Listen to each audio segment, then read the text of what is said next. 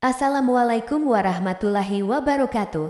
Teman-teman yang sedang menonton video ini, terima kasih sudah menyempatkan waktunya untuk kepoin hasil presentasi kami, di mana kami kelompok 4 yang bakal ngajak kamu semua untuk cari tahu soal pengelolaan sumber daya manusia dan customer service. Nama setiap anggota kelompok tertera dalam setiap materi. Jangan kemana-mana sebelum video ini habis. Pasti sayang banget kalau kamu lewatkan. Let's go! Assalamualaikum warahmatullahi wabarakatuh. Perkenalkan, nama saya Siti Aisyah Hafid Nasution dengan NIM 208001280 yang akan menjelaskan tentang materi pertama, yaitu menyimpulkan konsep dasar manajemen pengelolaan sumber daya manusia.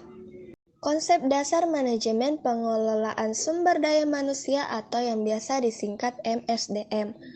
Sumber daya manusia adalah semua manusia yang terlibat di dalam suatu organisasi dalam mengupayakan terwujudnya tujuan organisasi tersebut. Sumber daya manusia berkualitas tinggi adalah sumber daya manusia yang mampu menciptakan bukan saja nilai komparatif, tetapi juga nilai kompetitif, generatif, inovatif. Dengan menggunakan energi tertinggi seperti inteligensi, creativity, dan imagination. Tidak lagi semata-mata menggunakan energi kasar, seperti bahan mentah, lahan, air tenaga otot, dan sebagainya. Sumber daya manusia diartikan sebagai sumber dari kekuatan yang berasal dari manusia-manusia yang dapat didaya gunakan oleh organisasi. Dengan berpegang pada pengertian tersebut, sumber daya manusia adalah manusia bersumber daya dan merupakan kekuatan atau power. Nah, jadi sumber daya manusia atau yang biasa kita singkat SDM adalah semua orang yang berperan serta untuk mencapai tujuan perusahaan. Sedangkan manajemen sumber daya manusia adalah suatu ilmu atau prosedur bagaimana mengelola hubungan dan peranan sumber daya atau tenaga kerja yang dimiliki oleh seseorang secara efektif dan efisien, serta dapat digunakan secara maksimal agar tercapai tujuan atau goals bersama perusahaan, karyawan, dan juga masyarakat secara maksimal. MSDM juga didasari pada suatu konsep bahwa setiap karyawan adalah manusia bukan mesin dan bukan semata menjadi sumber daya bisnis. Perkenalkan, nama saya Nur Fadila dengan NIM 208001279 yang akan menjelaskan materi kedua, yaitu prosedur pengelolaan sumber daya manusia. Prosedur pengelolaan sumber daya manusia. Yang pertama, perencanaan sumber daya manusia merupakan proses manajemen dalam menentukan pergerakan sumber daya manusia organisasi dari posisi yang diinginkan di masa depan, dengan proses-proses dan aktivitas yang dilakukan bersama oleh manajer sumber daya manusia dan manajer lini untuk menyelesaikan masalah organisasi yang terkait dengan manusia. Yang kedua, penyediaan sumber daya manusia merupakan segala sesuatu yang dilakukan untuk penyediaan sumber daya manusia dengan kriteria tertentu guna memenuhi kebutuhan organisasi perusahaan. Penyediaan tenaga kerja biasanya melalui beberapa seleksi, di antaranya seleksi administrasi, seleksi kualifikasi, seleksi sikap perilaku, dan penempatan tenaga kerja. Yang ketiga, pengembangan. Pengembangan tenaga kerja baru diakomodasi melalui program orientasi organisasi atau perusahaan. Untuk tenaga kerja lama, pembinaan dilakukan dengan metode on the job dan off the job yang dilakukan di dalam maupun di luar perusahaan. Yang keempat, pemeliharaan. Tenaga kerja yang dipilih dari sumber terbaik kemudian memberikan program terbaik, maka perusahaan dapat berharap tenaga kerja memberikan kinerja terbaik untuk organisasi perusahaan. Proses selanjutnya adalah pemeliharaan tenaga kerja. Setiap tenaga kerja mempunyai motif yang berbeda-beda. Biasanya perusahaan dalam melakukan pemeliharaan dengan cara pemberian kompensasi dan benefit. Yang kelima, pemanfaatan. Langkah ini merupakan upaya untuk memelihara tenaga kerja agar selalu sejalan dengan rencana strategi perusahaan. Program yang diberikan diantaranya promosi jabatan ke lebih tinggi, demosi penurunan tenaga kerja pada bagian yang lebih rendah karena adanya penurunan kualitas dalam bekerja, transfer pemindahan tenaga kerja dengan harapan akan meningkatkan produktivitasnya setelah mengalami proses transfer. Perkenalkan, nama saya Awalia, NIM 20801-273 yang akan menjelaskan materi yang ketiga yaitu konsep dasar customer service dan materi keempat yaitu strategi pelayanan prima.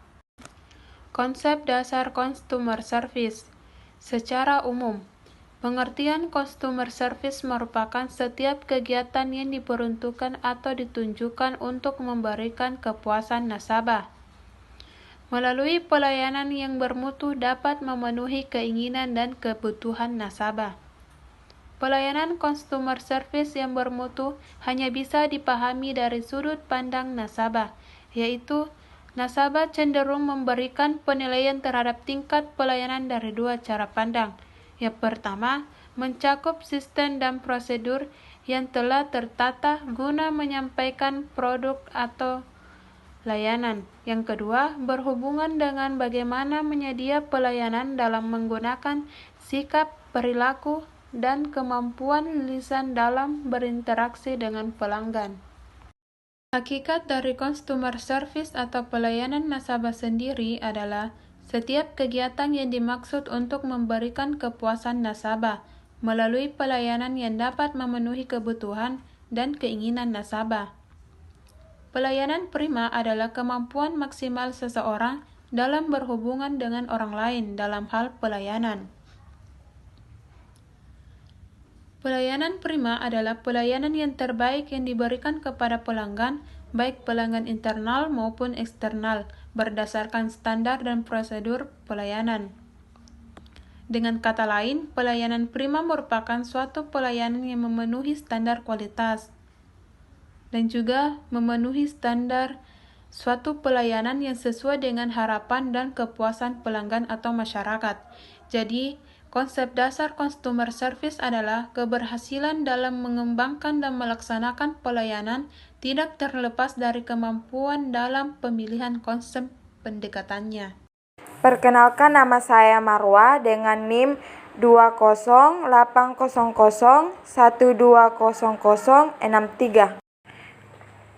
Baiklah, selanjutnya itu bagian E, konsep dasar, pelanggan dan karakteristiknya. Istilah pelanggan sering kita dengar dan gunakan dalam dunia bisnis atau perdagangan. Istilah ini terkait dengan orang atau pihak yang selalu berkunjung atau berbelanja kepada kita. Sepertinya telah menjadi langganan dan melakukan transaksi berupa membeli atau memanfaatkan suatu produk, usaha, berupa barang ataupun jasa yang dijual atau dipasarkan atau hanya sekedar melihat-lihat tempat usaha serta bertukar pikiran tentang usaha tersebut. Dalam bukunya, Don Pepper mengkategorikan pelanggan ke dalam 4 segmen yaitu 1. Most valuable customer. Pelanggan dengan nilai paling tinggi bagi perusahaan merupakan pelanggan yang memberikan keuntungan paling besar bagi perusahaan. Yang kedua, most global customer, yaitu pelanggan yang tanpa disadari memiliki potensi besar. Yang ketiga, below zeros, yaitu pelanggan yang memberikan keuntungan lebih sedikit bagi perusahaan. Yang terakhir, migrators, yaitu pelanggan yang berada pada posisi di antara below zeros dan most global customer dan perlu dianalisis agar dapat diketahui kategori asalnya. Adapun menurut buku yang ditulis oleh Kotler, terdapat beberapa cara pendekatan untuk memahami karakteristik pelanggan, yaitu yang pertama, geographic segmentation merupakan pendekatan untuk membagi pelanggan berdasarkan unit geografis yang berbeda seperti berdasarkan negara, provinsi, kota, kabupaten, dan lain-lain.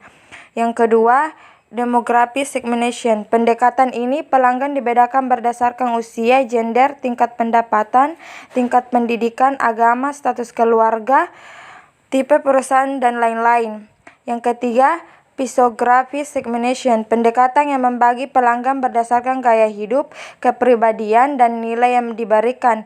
Yang terakhir yaitu yang keempat, Behavioral Segmentation. Pada pendekatan ini, pelanggan dibagi berdasarkan pengetahuan mereka, sikap, status pelanggan, usia, grade atau rating pembelian, tingkat kesetiaan, pola pembelian, dan lain-lain. Banyak yang berpendapat variabel behavior ini adalah langkah awal yang bagus untuk memulai memahami karakter pelanggan. Nah, baik. Perkenalkan, nama saya Mustika Ratu Nur Pramudita dengan NIM 20801120067. Nah, di sini saya akan menjelaskan tentang strategi menciptakan pelanggan betah atau fanatik, di mana strategi pemasaran merupakan cerminan pemikiran terbaik perusahaan tentang hal-hal yang berkaitan dengan bagaimana perusahaan memanfaatkan potensi sumber daya manusia pada dasar yang paling menguntungkan. Menurut Asauri, strategi pemasaran merupakan serangkaian tujuan dan sasaran kebijakan serta aturan yang memberi arah kepada usaha-usaha pemasaran perusahaan dari waktu ke waktu pada masing-masing tingkat dan acuan serta alokasinya, terutama sebagai tanggapan perusahaan dalam menghadapi lingkungan dan keadaan persaingan yang selalu berubah. Nah, selanjutnya yaitu jenis-jenis strategi pemasaran. Yang pertama, strategi pemasaran yang tidak membeda-bedakan pasar. Suatu strategi di mana perusahaan menganggap pasar sebagai keseluruhan sehingga perusahaan hanya memperhatikan kebutuhan konsumen. Perusahaan hanya menghasilkan dan memasarkan satu produk dan berusaha menarik pembeli dan calon pembeli dengan suatu rencana pemasaran saja. Strategi ini bertujuan untuk melakukan penjualan secara massal sehingga menurunkan biaya yang harus dikeluarkan perusahaan. Yang kedua, strategi pemasaran yang membedakan pasar. Satu strategi di mana perusahaan hanya melayani kebutuhan beberapa kelompok konsumen dengan jenis produk tertentu. Perusahaan menghasilkan dan memasarkan produk yang berbeda untuk tiap segmen pasar. Dengan kata lain, perusahaan menawarkan berbagai variasi produk dan produk mix yang disesuaikan dengan kebutuhan dan keinginan konsumen yang berbeda-beda dengan harapan memperoleh penjualan tertinggi dari masing-masing segmen pasar. Selanjutnya yang terakhir yaitu strategi pemasaran yang terkonsentrasi, yaitu suatu strategi di mana perusahaan mengkhususkan pemasaran produknya dalam beberapa segmen pasar dengan pertimbangan keterbatasan sumber daya perusahaan. Perusahaan memilih segmen pasar tertentu dan menawarkan produk yang sesuai dengan kebutuhan dan keinginan kelompok konsumen yang ada pada segmen tersebut. Nah, strategi ini mengutamakan keseluruhan usaha pemasaran pada beberapa segmen tertentu saja, sehingga perusahaan memusatkan segala kegiatan yang akan memberikan keuntungan terbesar. Nah, salah satu strategi yang bisa kita lakukan untuk menciptakan pelanggan betah dan nyaman yaitu experiential marketing, di mana experiential marketing berupaya untuk berempati pada keinginan serta kebutuhan pelanggan yang semakin kompleks, berupaya memenuhi kepuasan emisu dan fantasi pelanggan melalui penciptaan experience yang bernilai estetika dan hedonis. Experiential marketing sangat erat kaitannya dengan kepuasan pelanggan, karena dengan pengalaman yang unik, positif, serta berkesan, maka akan menjadikan pelanggan merasa puas dan tercipta emosi positif terhadap perusahaan. Sekian sudah presentasi yang kami jelaskan tentang pengelolaan sumber daya manusia dan customer service. Semoga apa yang kami sampaikan berguna untuk diri kami sendiri dan kalian semua yang menonton pada khususnya. Sampai jumpa di channel presentasi kami selanjutnya. Sebagai penutup, Kami mengutip pernyataan dari Walt Disney yang mengatakan, semua impian pasti bisa Anda wujudkan jika Anda memiliki keberanian untuk mengejar mereka. Artinya, jika Anda punya impian, maka genggam impian tersebut, yakini dan kejar. Percayalah bahwa impian Anda pasti bisa Anda wujudkan. Sekian dan terima kasih. Wassalamualaikum warahmatullahi wabarakatuh.